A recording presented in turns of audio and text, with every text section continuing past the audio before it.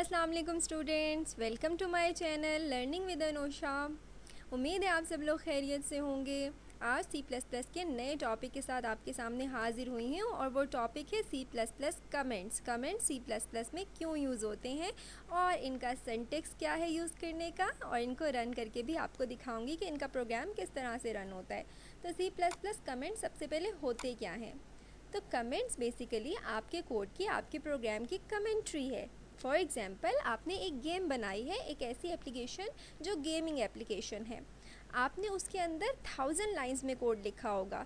कुछ लाइंस में आपने एनिमेशन की होगी, कुछ लाइन में आपने स्कोर अपडेट किया होगा, कुछ लाइंस में आपने प्लेयर की वर्किंग शो की होगी। बहुत सारा कोड होगा आपके पास। अगर उसमें आप छोटे छोटे से कमेंट्स ऐड कर लेंगे, these are just English words जो कि आपकी इंग्लिश लैंग्वेज में होंगे। फॉर एग्जांपल, कहीं आपने एनिमेशन की है तो उसके ऊपर कमेंट लिख दें कि this is the animation code. और इस तरह से आप लोग डिफरेंट कमेंट्स ऐड कर सकते हैं जो कि आपके प्रोग्राम की रीडेबिलिटी को इन्हांस कर देंगे और आपके प्रोग्राम को समझना आसान हो जाएगा किसी भी दूसरे प्रोग्रामर के लिए। जब आप सॉफ्टवेयर हाउसेज में जाते हैं तो एक ही प्रोजेक्ट पे बहुत सारे प्रोग्रामर्स काम कर रहे होते हैं।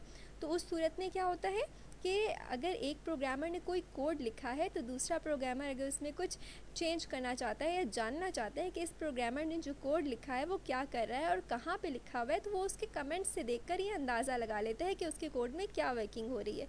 तो कमेंट्स आर वेरी इंपॉर्टेंट जब अंडरस्टैंडिंग और रीडेबिलिटी की बात आती है, but these are not mandatory. अगर आप कमेंट्स को स्किप भी कर दें तब भी आपका प्रोग्राम बिल्कुल वैसे ही रन करेगा जिस तरह से आप चाहते हैं। कमेंट्स में एक ये इंपॉर्टेंट बात मैं आपको बताती चलूँ कि कमेंट्स कंपाइलर इग्नोर करता है। जैसे ही उसे पता चलता है कि पर्टिकुलर लाइन कमेंट है तो वो उस पर कोई एग्जीक्यूशन नहीं करता, बल्कि उसको इग्नोर करके आगे चला जाता है। यानी कमेंट्स सिर्फ और सिर्फ प्रोग्रामर्स के लिए हैं ताकि वो प्रोग्राम को देखकर अंदाज़ा लगा सकें कि किसी जगह पे किसी पीस ऑफ कोड में क्या काम हो रहा है। तो आई होप कि आपको कमेंट्स के बारे में थोड़ी बहुत अंडरस्टैंडिंग हुई होगी। तो चलें देखते हैं कि कितने टाइप्स के कमेंट्स हैं। तो कमेंट्स बेसिकली दो टाइप्स के हैं। एक सिंगल लाइन कमेंट लिखने के लिए आप 2 फॉरवर्ड स्लैशेस लिखेंगे और आगे अपना कमेंट ऐड कर लेंगे। जैसे ही कंपाइलर को फॉरवर्ड स्लैश मिलेगी तो इसे पता चल जाएगा कि मैंने इस लाइन पे कोई एग्जीक्यूशन नहीं करनी, ये यूज़र ने अपने लिए लिखी है। इसके अलावा एक कमेंट होते हैं मल्टी लाइन कमेंट। इसकी दूसरी टाइप है multi line comment. Multi line comment जो होते हैं वो एक से ज़्यादा लाइंस में लिखे जा सकते हैं। तो उसके लिए आप फॉरवर्ड स्लैश और स्टैरिक यूज़ करेंगे। उसके बीच में अपना कमेंट जितनी भी लाइंस में लिखना है आप कमेंट लिखेंगे, और जब एंड करना है तो स्टैरिक को पहले लिखना है और फॉरवर्ड स्लैश को बाद में लिखना है। तो ये दो ही तरह के कमेंट्स होते हैं C++ में जिसे आप यूज़ करेंगे, फॉरवर्ड स्लैशेस वाले। ठीक है, 2 फॉरवर्ड स्लैशेस डाल देंगे तो वो सिंगल लाइन कमेंट होंगे, यानी सिर्फ वो लाइन कमेंट कंसीडर होगी। और अगर आप फॉरवर्ड स्लैश और स्टैरिक डालेंगे स्टार्ट में इस तरह से, और इसी तरह से स्टैरिक और फॉरवर्ड स्लैश एंड करेंगे तो ये मल्टी लाइन कमेंट कंसीडर होंगे।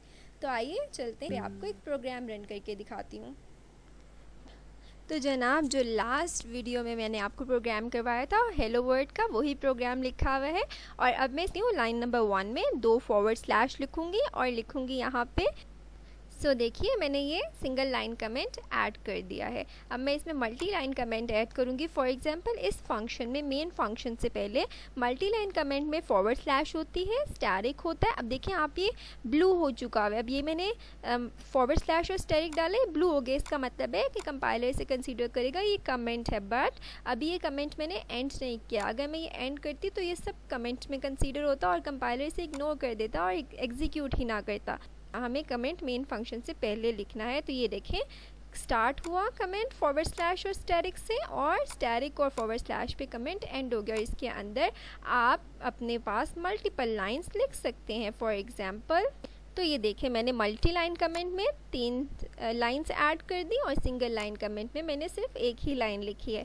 और अब मैं इस प्रोग्राम को रन करके दिखाती हूँ। रन करने के लिए ये ऑप्शन है, आपको मेरा कर्सर नज़र आ रहा होगा। ठीक है, F9 से भी कंपाइल हो जाता है। इसको क्लिक करेंगे, नीचे अगर कोई एरर हुआ तो नीचे का कंपाइल लॉग में नज़र आ जाएगा। लेकिन अगर कोई एरर नहीं हुआ, प्रोग्राम सक्सेसफुली रन हुआ, तो देखें एरर 0, वार्निंग 0, सक्सेसफुल कंपाइलेशन हो गई। अब हम इसे रन करते हैं। रन करने से पहले कंपाइल करना बहुत ज़रूरी होता है। रन किया तो आप देखें कि कंपाइलर ने कहीं पे भी ये जो कमेंट्स हैं इनको प्रिंट नहीं किया। हमारे कमेंट्स कहीं प्रिंट नहीं हुए, सिर्फ और सिर्फ जो मेन में प्रिंट हो रहा था हेलो वर्ड, सिर्फ वही स्क्रीन पे प्रिंट हुआ है। यानी बताने का मकसद ये कि कमेंट्स को कंपाइलर इग्नोर करता है। कंपाइलर समझ जाता है कि ये कमेंट्स आपने अपनी रीडेबिलिटी और आसानी के लिए लिखे हैं।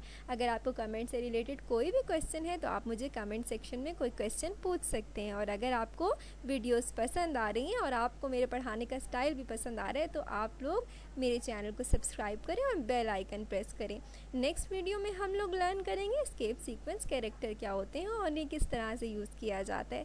तब तक के लिए अल्लाह हाफिज़।